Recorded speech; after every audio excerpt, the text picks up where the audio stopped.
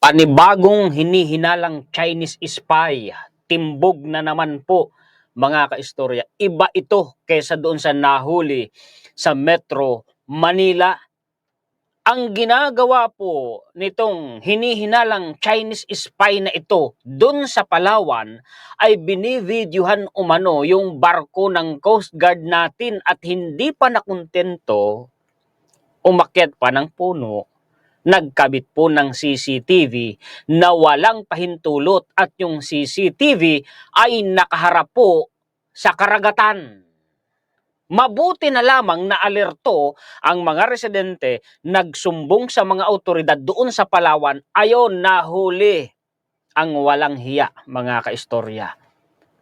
At sabi pa po ito ang malala at nakakabahala.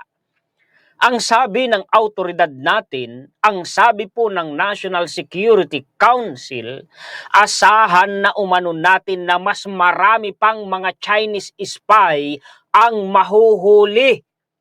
Tama nga kayo dun sa kino-comment po ninyo na hindi lang iisa yung spy na yan, marami yan, eto na nga nagkatotoo. Ganyan din ang sinabi po ng National Security Council. At eto pa ang sabi po ng Philippine Coast Guard, mula umano nang ipatupad nila yung Transparency Initiative dyan po sa West Philippine Sea, mula noong pong yung Coast Guard ng China na paikot-ikot malapit dyan sa Zambales, mula noong yun po ay binantayan ng mga vessels ng Coast Guard natin, ay dumami ang mga online trolls na umaatake sa mga ahensya ng gobyerno natin, partikular na sa social media. At maaaring hindi ako magkakamali na dyan sa mga online trolls na yan ay kasama yung mga makabagong makapili na mga Pilipino na traidor sa bansa po natin, mga kaistorya. Naku po naman, oo talaga mga Pinoy, hindi ba ninyo naiisip kayong mga makabagong makapili na ipapahamak ninyo ang Pilipinas? Paki-share po at paki-like mga kaistorya. Yan po ang mga balita at impormasyon na ihahatid ko sa inyo ngayon. Importanteng malaman ito ng ating mga kababayan. Magtulungan po tayo at para po sa mga bagong viewers natin, kung gusto po ninyo ang mga ganitong content, ay maaari po kayong mag-subscribe. Huwag tayong magpaligoy-ligoy. Ayaw ko talaga ng maligoy mga kaistorya. Ito po ay balita ni GMA News sa Meta. Ang sabi po dito mga kaistorya, basahin ko Foreign tourist, nagkunwaring turista who claim to be Taiwanese have been arrested for alleged espionage in Aristo Ika dahil sa hinihinalang pag-iispiya. According to Jan Consultas reports on 24 Oras, a source told GMA Integrated News that the suspects were Chinese citizens. Kita nyo, nagkunwari pong Taiwanese, nagkunwaring turista, pero Chinese citizens pala. With links, may kinalaman ito, may kaugnayan ito, doon sa lalaking Chinese na naaresto kamakailan dahil din sa hinihinalang pag-i-spy. Yung nahuli sa Metro Manila. Residents in the community, mga residente doon, mga taong nakatira doon sa Palawan, na alarma nang nakita nila itong foreigner na ito na binivideohan sa pamamagitan ng kanyang cellphone yung barko ng Philippine Coast Guard doon po sa karagatan na yun ng Palawan. Mas lalo sila mga kaistoryang naalarma, dahil po nakita nila na itong turista na ito ay umakyat ng puno ng niyog, kung hindi ako nagkakamali, nagkabit ng CCTV camera na nakaharap sa karagatan. Wala raw pong permiso sa may-ari ng resort yung pagkakabit ng camera nitong turista na ito na Chinese. Itinanggi nung suspek mga kaistorya yung akusasyon ng Armed Forces natin at ng NBI, pero confident ang atin pong mga autoridad sa kanilang findings. Salamat po sa NBI, salamat po sa Armed Forces natin, salamat sa Coast Guard natin, salamat po sa National Security Council, salamat po sa administrasyon ng ating Pangulo. Actually, mga kaistorya, sa base sa balita ay patitindihin pa ng gobyerno at ng mga autoridad natin yung kanilang pagsisikap para mabunot lahat ng spy dito sa bansa natin. Salamat. Ako'y napapapalakpakan ho. Ako naniniwala ako, mga kaistorya, na itong ginagawang pag-iispiya ng China dito mismo sa loob ng bansa natin, sa mainland natin, ako naniniwala ako na matagal na nila itong ginagawa. At dahil po sa pagsisikap ng gobyerno natin, dahil sa galing ng mga autoridad natin, ayan, nagkakandahuli na sila isa-isa. Ay maraming salamat naman kung ganun. At ang maganda ngayon, ito, talagang totoo yung yung survey po ng online na maraming mga Pilipino galit na sa China. Maraming mga Pilipino suportado ang effort po ng ating gobyerno na binabantayan ang ating teritoryo at pinagtatanggol ang West Philippine Sea. Bakit? Ayan na nga eh. Kung hindi po dahil sa mga residente, taong bayan yan hindi mahuhuli ang hinihinilalang spy na yan dahil hindi alam ng otoridad eh. Nagsumbong ang mga residente, kaya kayo maalarma kayo, mga kaistorya Pagka ganyang may nakita na kayong kahina-hinala, magsumbong na kaagad kayo sa pinakamalapit na autoridad sa inyong lugar. Magtulungan po tayo, mga kaistorya. Ito pa, kaya nga sabi ko kanina, nakakaalarma at mas matindi ito. National Security Council expect more arrests after suspected Chinese spy. Asahan na ika natin na mas marami pang mahuhuling Chinese spy. Ibig sabihin, tama nga kayo. Sa sinabi ninyo sa comment section noong mga nakaraan na hindi lang yan, marami pa yan. Ayan na, nagkatotoo nga, mga kaistorya. Latest po ito Ito'y kahapon lamang ibinalita ng hapon. The Philippines says it will root out more Chinese spies in the country. Salamat kung ganun. Hahanapin nila, bubunutin nila, huhulihin nila lahat ng spy ng China dito sa bansa natin.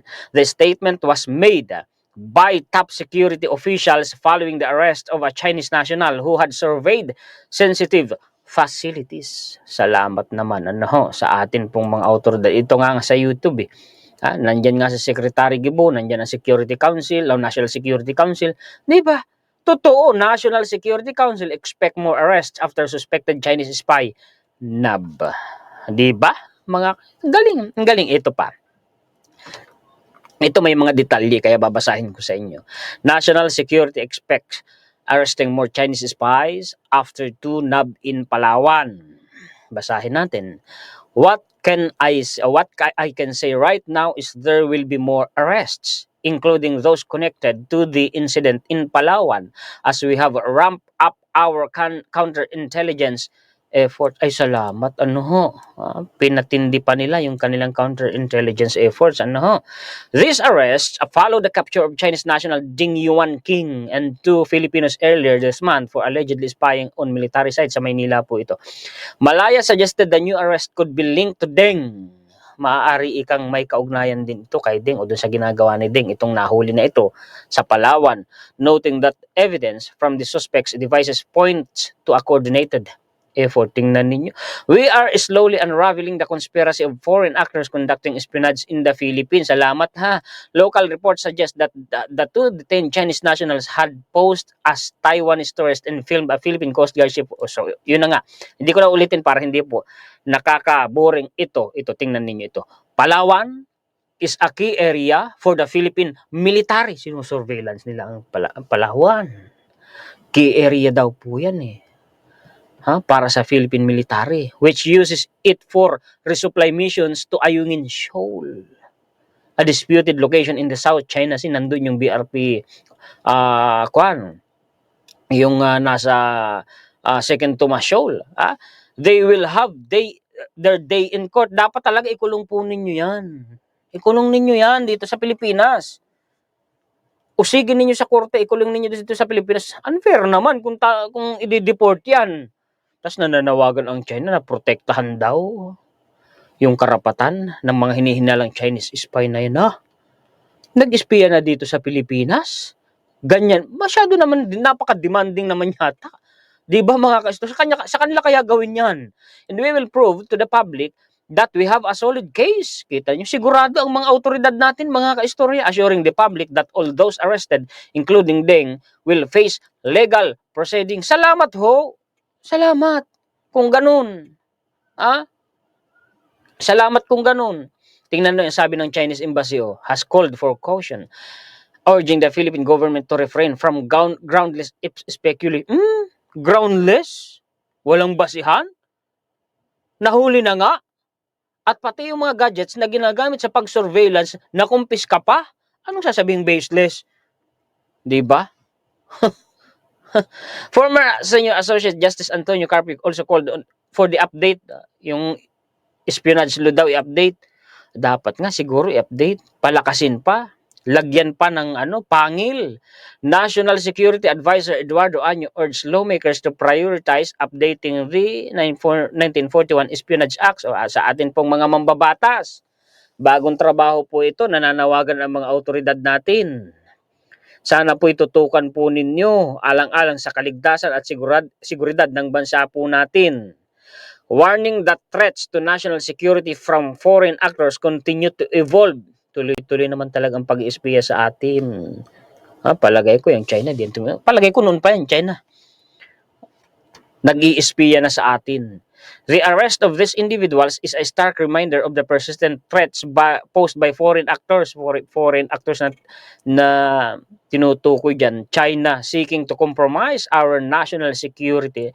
Dahil din sa ginagawa ng mga modern makapili na yan, ng mga kapwa natin Pilipino, na mga tangingot, ewan ko nga ba kung tangingot mga kaistorya, na nakikipagsabuatan sa China, ang nangyayari, nakukompromiso ang bansa natin. Hindi nila alam, pati sarili nila, pati mga mahal nila sa buhay, ikinukompromiso po nila. Diba, mga kaistorya? Tuloy, PCG report surge in online trolls. Andito na, papasok dito sa online trolls na ito, yung mga modern makapili, na nasa social media. After WP's transparency efforts, basahin natin. The Philippine Coast Guard has reported a surge in online trolls targeting government social media pages following increased transparency efforts in the West Philippine Sea, an official said Wednesday. Tingnan ninyo.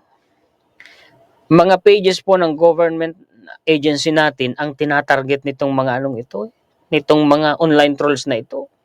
During the OTAC Forum in Quezon City, PCG spokesperson for the WP's Commodore J. Tariela, si Idol, said these trolls, persons or groups, tao yan that deliberately post inflammatory messages have been particularly aggressive in spreading misinformation about the WPS. Nagpapakalat ng mga maling impormasyon. Kasama na dyan yung paninira sa gobyerno natin, palagay ko. I think this is their reaction to the transparency efforts that the National Task Force for the WPS is doing right now. Binabantayan Ngayon, BRP Teresa Magbanwa, na-deploy uli. Binabantayan, mga kaistorya. Yun pong ng Coast Guard ng China. Oo. Niraradyohan nila. Ang Coast Guard natin, gumaganti ang natin Talagang ipinapamukha sa kanila ng Coast Guard natin through radio communication na legal ang karapatan natin at ang pagpapatrolya natin dyan sa West Philippines. Pinalalayas nga ng Coast Guard natin Kung wala ang Coast Guard natin dyan, baka matatanaw na lang sa baybayin dagat natin dyan, sa Zambales yung Coast Guard na yan ng China. Tingnan ninyo, sunod-sunod Palagay ko ito, magkakaugnay mga kaistorya Una, nasa 5 undersea o underwater drones ng China na kumpiska ng autoridad, yung mga kulay dilaw, ginagamit din yun sa pag-surveillance sa ilalim ng karagatan. 2 Chinese spy nahuli. Mga online trolls na ang tinatarget mga ahensya ng gobyerno natin, nagpapakalat ng maling impormasyon tungkol sa mga efforts ng gobyerno natin sa West Philippine Sea. Magkakaugnayan palagay ko mga kaistorya. Kayo, ano po sa palagay ninyo? Comment po kayo. We are committed. Wait lang, may nalampasan ako. He added that the PCG and the NTF-WPS are developing strategies to dominate the public discourse. Palakasin pa po ninyo. Ako na lamang na ito. At matagal ko nang ginagawa. Nakikipagtulungan po ako para po disseminate ng gobyerno ang tamang impormasyon sa publiko. Commodore J. Tariela, ilang beses na nating nakapanayan po yan mga kaistorya.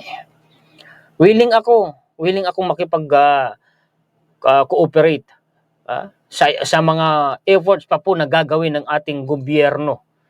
We are committed to protecting the interest of Filipino fishermen and safeguarding our maritime jurisdiction at the same time. As President Ferdinand R. Marcos said, we should come up with actions that will not escalate the tensions. In the past day, ito na yung nangyayari na pinaliwanag ko sa inyo mga ka-istorya. Hindi ko nababasahin na para hindi po tayo maging boring. Salamat at binabantayan ng Coast Guard natin ang karagatan natin. Nandiyan sila, nagigit-gitan sila dyan sa malapit sa baybayin ng Zambales. Hindi tinatantanan ng Coast Guard natin. At napipigilan nila na mas makalapit pa sa baybayin natin ang Coast Guard ng China. Ngayon, ito, dagdag na balita. Ito, maganda po ito, mga ka-istorya. Aprobado na po on third and final reading sa Senado ang ating Special Defense Economic Zone. Salamat po kay Senator Migs. Very exciting po ito dahil magiging magnet po ito para makapag-imbita tayo ng mga defense industry investors na magnegosyo dito sa SPED-EZ na itatayo natin sa Limay, Bataan kasama ng bagong investments. Magkakaroon ng mas maraming trabaho para mas maunlad na ekonomiya, hindi lamang para sa Bataan kundi para sa buong bansa. At syempre, ito ang pinakamahalaga dito, mga ka-istorya, at ito ang pinakagusto ko dito, itong last paragraph na ito. At syempre, napakahalaga nitong SPED-EZ para sa pagpapalakas ng ating armed forces gamit ang mga military equipment at vehicles na gawang Pinoy. Hindi na natin kailangang umasa sa ibang bansa dahil kaya na natin gawin dito mismo sa Pilipinas. Salamat sa batas na yan. Maraming salamat dyan. Hindi ko na kailangang ipaliwanag dahil Tagalog naman. Kung kanyan ba ang ginagawa ng mga senador mga ka-istorya, di matutuwa tayo lalo. Mga ka-istorya, ang NGCP naman, tingnan nyo, bumanat. Sabi ng NGCP, simply because we have Chinese partners does not make us less patriotic. We are guarding the national interest. The interests of the Philippines will always prevail. Bakit parang hindi ko po ramdam? Ito ang giit ni NGCP Director Paul Sagayo Jr. nang gisahin tungkol sa mga Chinese na opisyal ng korporasyon. Pero para sa isang congressman, pambabastos umano ang hindi pagharap ng mga Chinese official ng NGCP sa House Committee on Legislative Franchises, gayong prangkisa nila ang sinusuri sa pagdinig. Kabastusan talaga. Bakit? Ito bang mga opisyal ng NGCP na Chinese nationals, Chinese official, mas mataas ba kayo kaysa sa gobyerno ng Pilipinas? Mas mataas ba kayo kaysa sa Kongreso? Bakit ganon? Pag Pinoy obligado haharap. Pag Chinese official ng NGCP, exempted? Ano kayo, siniswerte? Bansa namin ito. Humarap kayo, irespeto ninyo ang gobyerno namin. Di ba mga ka-istorya? Di ba? Comment po kayo kung kayo sang-ayon. At kung hindi sang-ayon, malaya di naman po kayo magpahayag ng inyong opinion. Anyway, opinion ko rin naman po ito. Ito na, dagdag na balita. Doon po sa Chinese national na inaprubahan ng mga senadores natin na bigyan ng Filipino citizenship na kinukontra naman po ni Senator Risa Hontiveros. Senate President Chis Escudero refuted claims that the 2025 national... Wait. Hindi ito. Ito yan.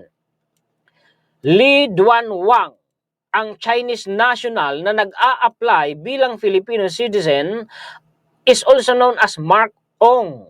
At may dokumento sa SEC ng negosyo niya kung saan bilang Mark Ong, nagpresente siya bilang Pilipino. First photo, mamaya ipakita ko sa inyo yung photo.